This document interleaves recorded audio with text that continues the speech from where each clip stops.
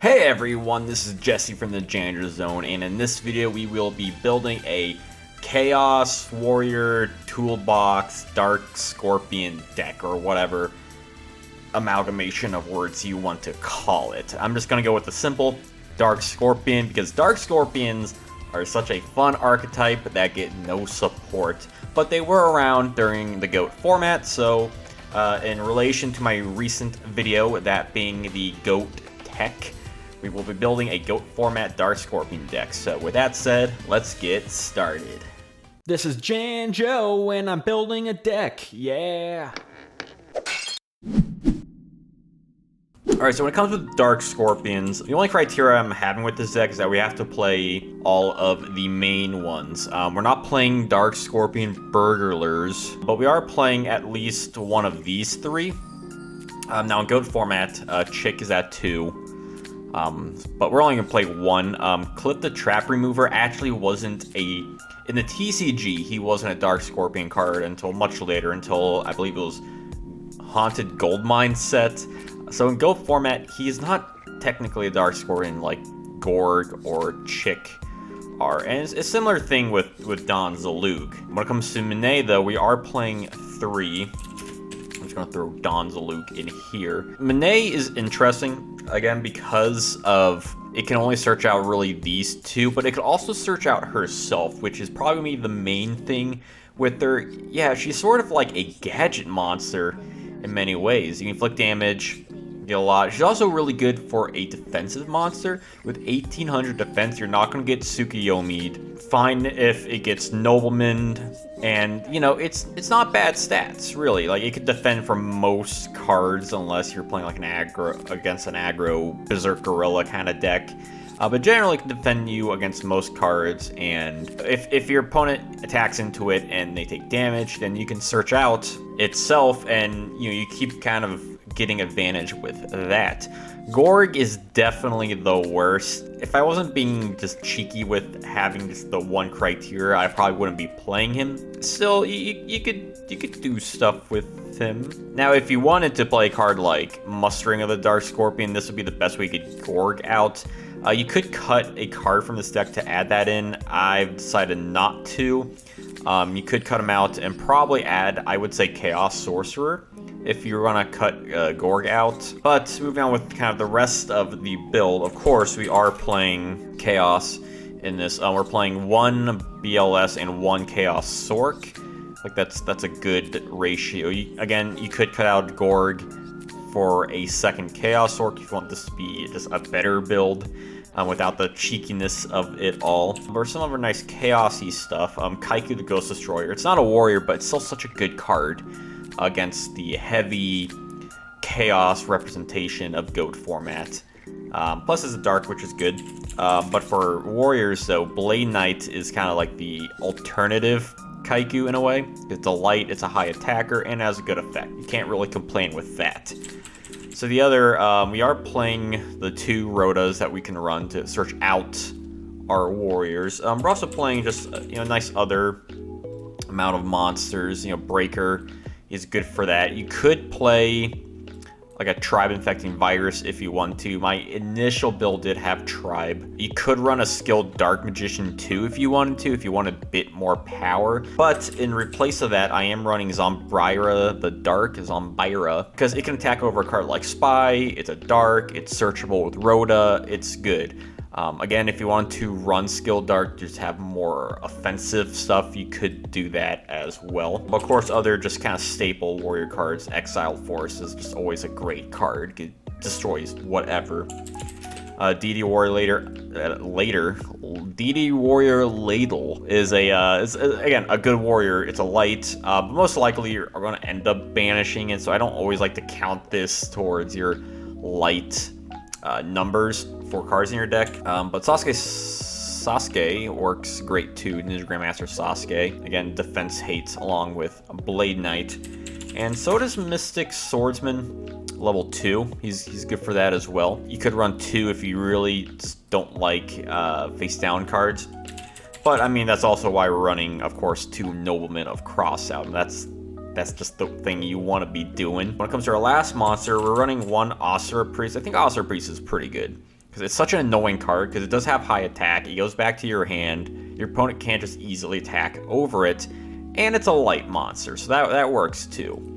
So that's going to be our monster count, nice solid 20, just the way Janjo likes it. And again, it's a good ratio of cards. You could cut out a Monet, you could cut out Gorg, if you wanted to add another Chaos Sork, or like a Sangan if you wanted, or just other spells and trap cards, depending how you see fit. But this is the build I liked, that I decided to go with, in terms of having to run like the bare minimum of the solo Dark Scorpion cards. But of course we're running like the main cards. Pot of Greed.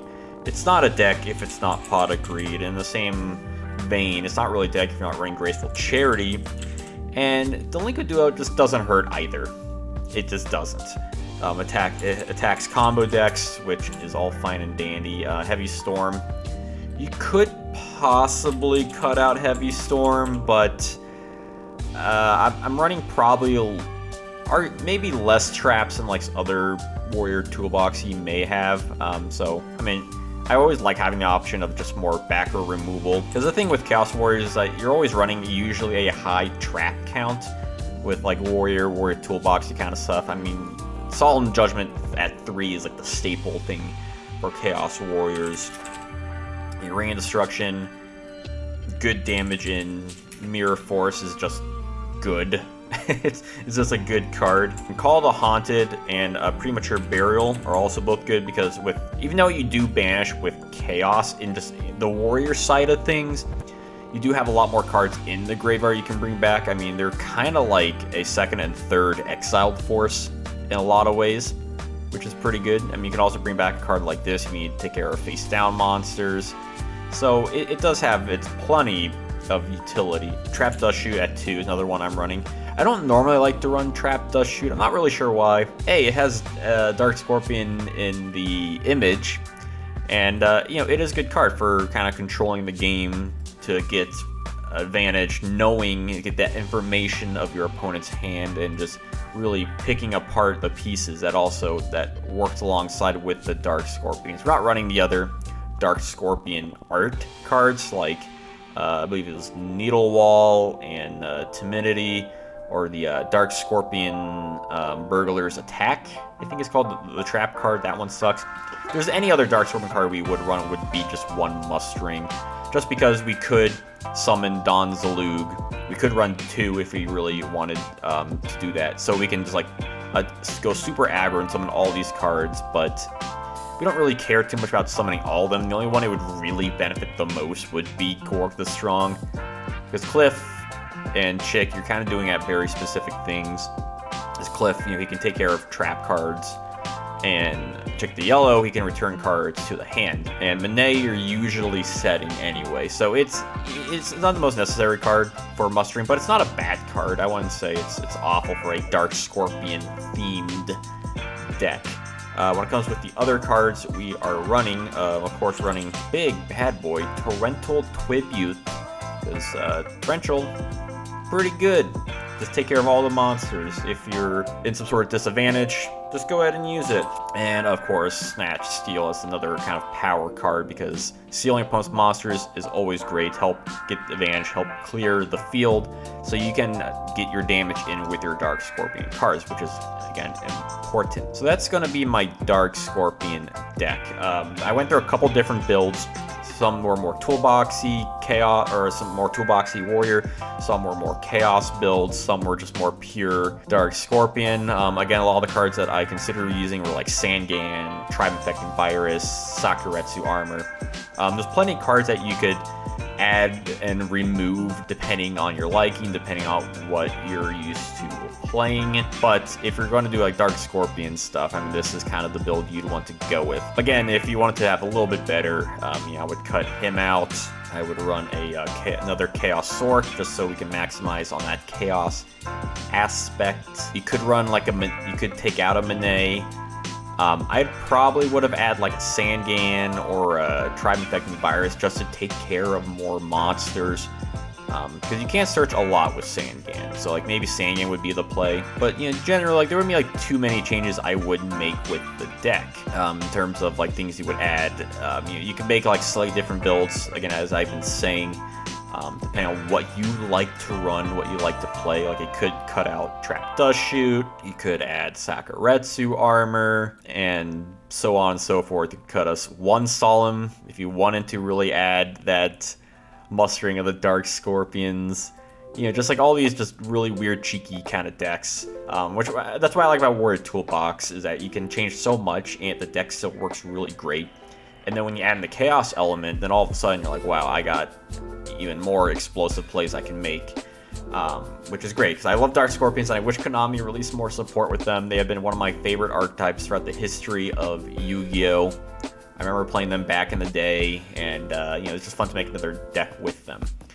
So with that said, let me know what you think about this deck, what changes you would make, what kind of deck profiles you'd like to see in the future, and if you want to request one, definitely check out my Patreon for further information. So, with all that out of the way, until I see you next time, have a wonderful day. My grandpa's deck has no pathetic cards, Kaiba.